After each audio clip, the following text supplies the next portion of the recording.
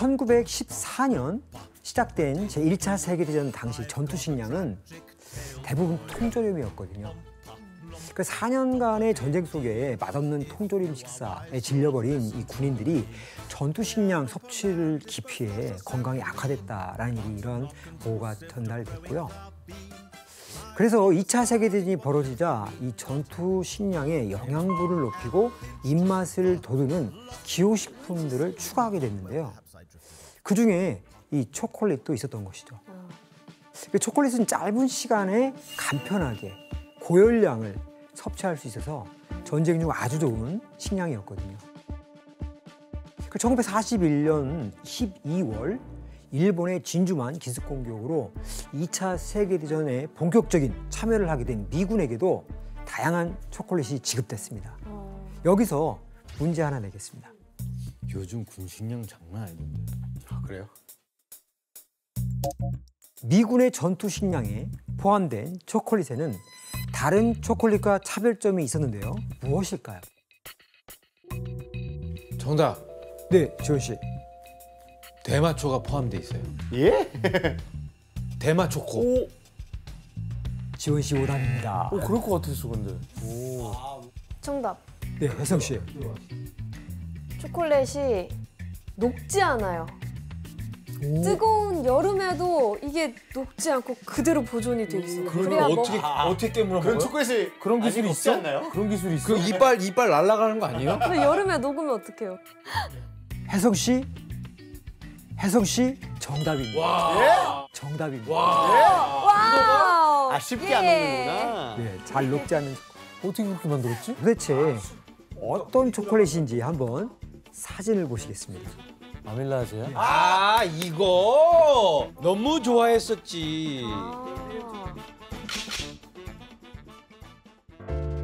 아, 이거 M&M. 너무 좋아했었지. 다들 한 번쯤은 먹어본 적 있죠. 저거 안 녹아요? 전 잘 안 녹죠. 잘 안 녹죠, 그렇죠. 네, 손에 코팅돼 웅켜주고 있으니까. 있으면 녹을 심지어 수 있겠는데. 저걸로 세게 던지면 사람도 죽일 수 있어요. 진짜? 네, 전쟁 때 유용해요. 확실해요? 네. 그 야구 선수가 예를 들어서 저거 세게 딱 던지면 진짜 실명할 수 있어요. 진짜 실명할 수 있을 것 같아요. 네, 미군의 이 주요 전선이었던 태평양은 연평균 기온이 30도가 넘어가거든요. 그래서 전투 식량으로서는 없어서는 안 될 초콜릿이었지만 높은 온도에서 잘 녹는 이 초콜릿은 미군에게 골칫거릴 수밖에 없었습니다. 네, 그래서 이 초콜릿 외부를 설탕 코팅해서 잘 녹지 않는 이런 M&M 초콜릿이 다른 여러 초콜릿 업체를 제치고 군용 초콜릿 납품 업체로 선정됐습니다.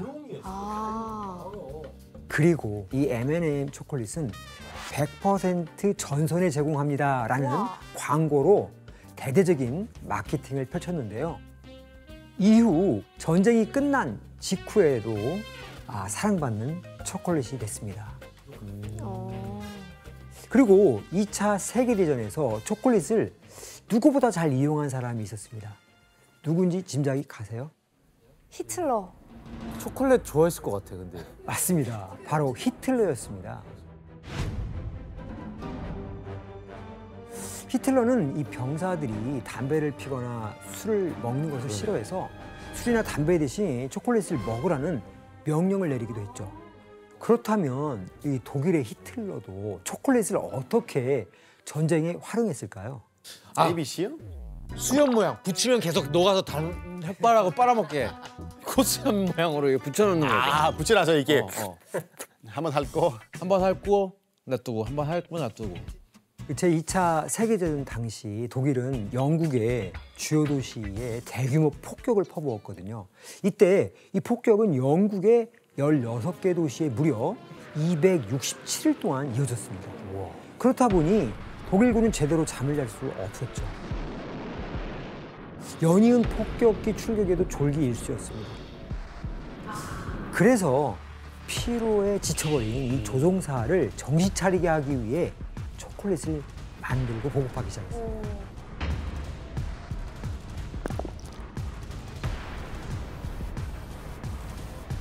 코카콜라? 네, 초콜릿의 독일어인 쇼콜라데와 커피를 뜻하는 카페, 그리고 콜라 열매를 합쳐 만든 쇼카콜라라는 초콜릿이었습니다. 각성 효과 장난 아니겠네요. 맞습니다. 쇼카콜라는 카페인이 풍부해서 각성 효과가 매우 높았어요. 그러니 쇼카콜라를 먹으면 잠도 쫓을 수 있고 커피를 마신 것처럼 정신적으로 긴장감을 높일 수 있었죠. 처음에는 주로 폭격기 조종사들에게만 특별히 지급됐기 때문에 조종사용 비상식량이라는 부러움이 섞인 별명을 얻기도 했는데요. 이후 전쟁이 확대되면서 나치는 특수작전에 투입되는 이 병사들에게도 쇼카콜라를 지급해서 전투의 사기를 높이는 데 이용했다고 합니다. 그리고 히틀러는 전쟁에서 이기기 위해 또 다른 기발한 초콜릿을 개발해내기도 했습니다. 어떤 초콜릿이었을까요? 여기야말로 대마초. 대마를 넣은 거 아니에요? 지원 오빠 얘기한 마약 성분. 마약 초콜릿. 히틀러가 개발한 초콜릿은 바로 초콜릿 폭탄입니다. 초콜릿 폭탄입니다. 초콜릿 폭탄이요? 먹으면 과연- 터져요? 네, 과연 어떤 건지 그림을 한번 예? 보겠습니다. 초콜릿처럼 생긴 폭탄 아니야? 아, 그러니까 이제 초콜릿인 척하고 선물 줬는데 열면은 터지는 거야. 맞습니다. 초콜릿을 끝을 깨물어 먹으면 장치가 당겨져서 폭발하는 거예요. 어머머머. 네, 마치 장난감처럼 보이지만 금방 수미터 내에 있는 사람들을 충분히 살해할 수 있는 위력을 지니고 있었죠. 아 근데 초콜릿에 저런 장난을 쳤다고요? 진짜 나쁜 짓은 다 했다. 아 상상도 못했다. 당시 영국 총리였던 윈스턴 처칠은 평소 초콜릿을 즐겨 먹었는데요. 특별히 그를 암살할 목적으로 이 초콜릿 폭탄을 만든 거였죠. 그러나 이 영국의 첩보기관에게 발각돼서 실행되지는 못했다고 합니다. 이렇게 초콜릿은 이 전쟁터에서 싸우고 있는 군인들의 사기를 높이기도 하고 또 무기로까지 활용되었지만 단 한 가지 문제가 있었습니다. 뭐였을까요? 너무 맛있어요. 맞습니다. 초콜릿이 너무 맛있다 보니까 병사들이 아껴 먹어야 할 초콜릿을 너무 빨리 먹어버리는 거예요. 그래서 미군은 새로운 초콜릿 개발에 착수하는데요. 바로 병사들이 보급품으로 지급된 초콜릿을 빨리 먹지 못하도록 삶은 감자보다 조금 맛있는 정도로만 초콜릿을 만드는 거였죠. 네? 아, 뭐지? 어떤 그렇게 초콜릿이지? 탄생한 초콜릿이 바로 디레이션 바입니다. 디레이션 바?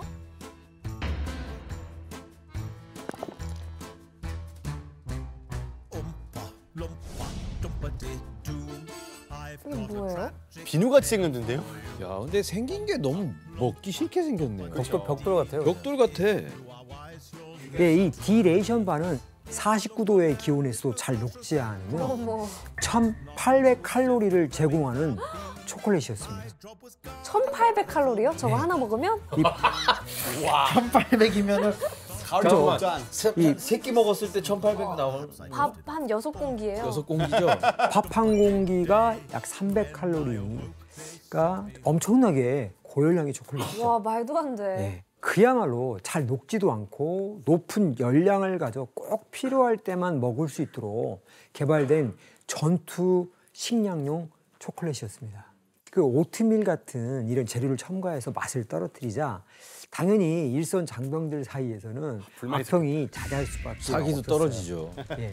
그래서 디레이션 바에는 초콜릿이 아니라 마치 양초를 씹는 것 같았다고 말하기도 했죠. 그럴 수 있겠네. 그리고 벽돌처럼 딱딱해서 잘게 쪼개기 위해서는 총검을 사용할 정도로 활용했다고 합니다.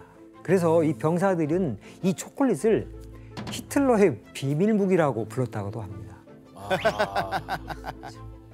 루이강 씨, 근데 네. 이 디레이션 바가 네. 나중에 뭐 훈장을 받았다는 게 무슨 얘기예요? 아, 네. 그 제 2차 세계 대전 중에 이 디레이션 바가 한 30억 개 정도 생산이 됐다고 하거든요.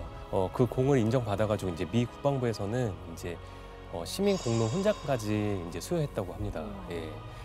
그리고 6.25 전쟁 때 이제 들어보셨을 거예요. 이제 한국의 아이들이 이제 미군의 뭐 트럭을 이렇게 쫓거나 이제 미군을 만나면 뭐 기브미더 초콜릿 이렇게 초콜릿 달라고 했던 게 이제 거기서부터 이제 시작됐다고도 합니다.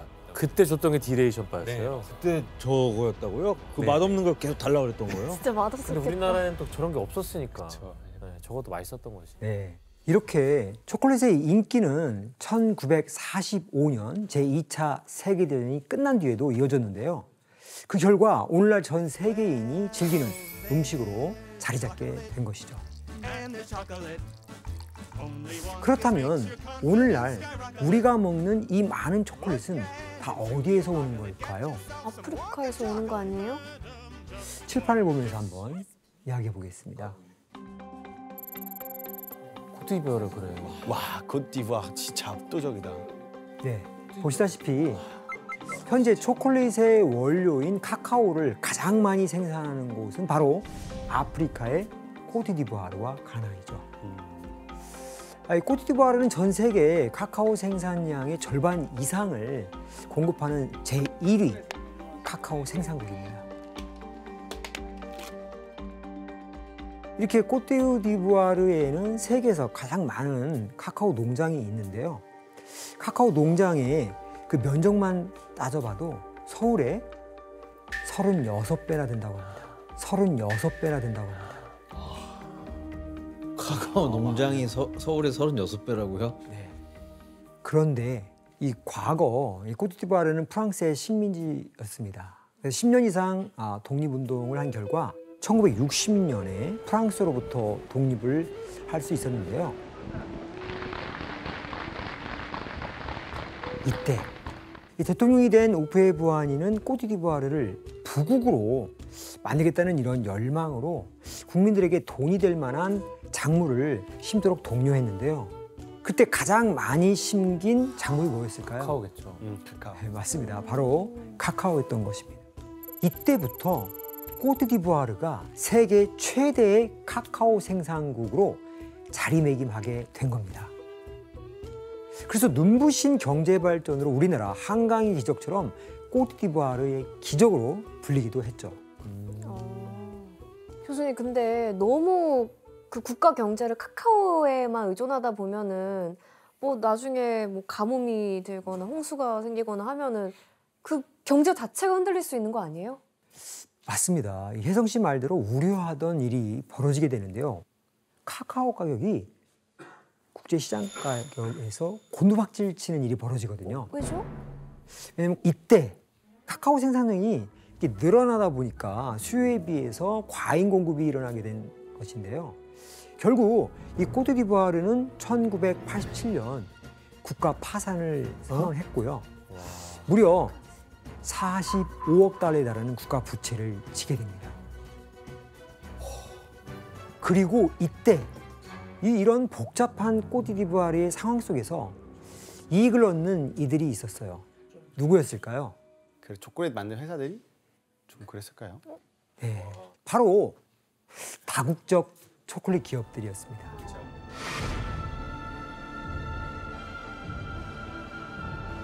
이 다국적 초콜릿 기업들은 이윤을 위해서 1kg에 1.5달러는 터무니없는 가격으로 카카오 가격을 책정했거든요. 1kg에 거의 1달러네요? 네. 와, 마진이 거의 뭐. 이제 농부들은 카카오 콩을 더 저렴하게 생산할 방법을 찾아야만 했는데요. 바로 임금이 싼 아이들을 고용하는 것이죠. 그래서 이 가난한 부모들은 고작 한국 돈 한 2, 3만 원에 농부에게 아이들을 팔아 넘겼고요. 2, 3만 원? 네. 자식을 2, 3만 원에 판 거잖아요. 네. 아이들은 또 큰 돈을 벌 수 있다라는 이런 말에 속아서 카카오 농장으로 향하게 됐죠. Tu as eu à 15 ans. Ouais, ça peut pas arriver là. Voilà, c'est 21 ans comme ça. L'école, ça t'intéresse?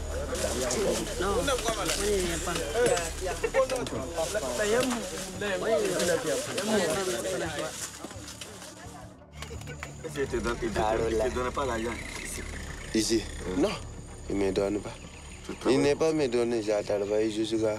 Il dit voilà pour toi, j'ai travaillé. Il m'a donné. Donc tu as travaillé Donc, gratuit pendant 6 ans. Voilà. C'est comme du travail esclave, ça. Oui, c'est comme déjà, mais comme tu voulais pour toi. Mais c'est que ta famille, ça produit pas. 카카오 농장으로 오게 된 아이들은 매일 아침 감독관들이 할당량을 정해주는데 만약 할당량을 채우지 못하면 저녁도 얻어먹지 못하는 일이 부지기 있었다고 합니다. 그래서 때로는 자신의 몸보다도 더 큰 카카오 자루를 들고 이동해야 하는데 이 자루가 너무 무거워서 자주 넘어질 수밖에 없죠.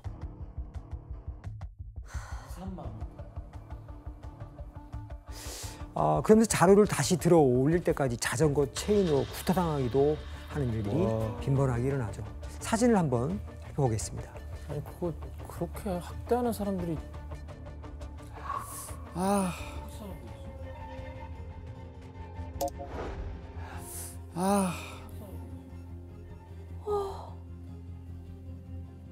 아니 근데 이렇게 학대하는 사람들은 어디 코트디부아르 사람이에요?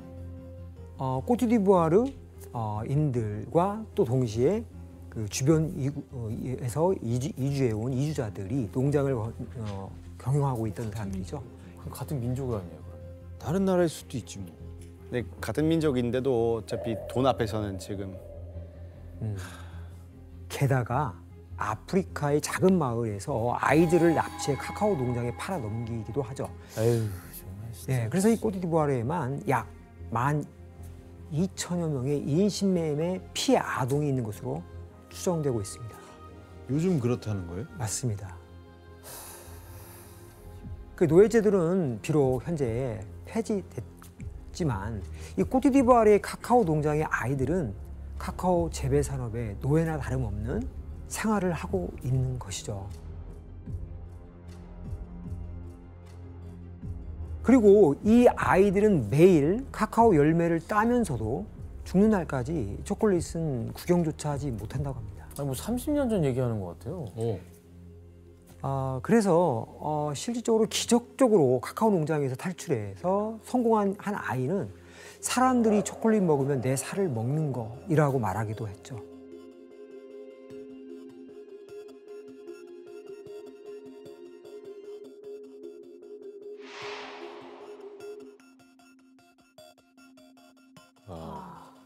게다가 최근 코트디부아르의 카카오 산업이 국제사회의 주목을 받는 이유가 또 있습니다. 바로 산림 벌채 때문인데요. 카카오 농장으로 인해 코트디부아르에서는 엄청난 규모의 산림 벌채가 벌어지고 있거든요. 그래서 코트디부아르에서는 1960년대 이래로 열대 우림지대가 최근 80% 이상까지 줄어들었다고 합니다.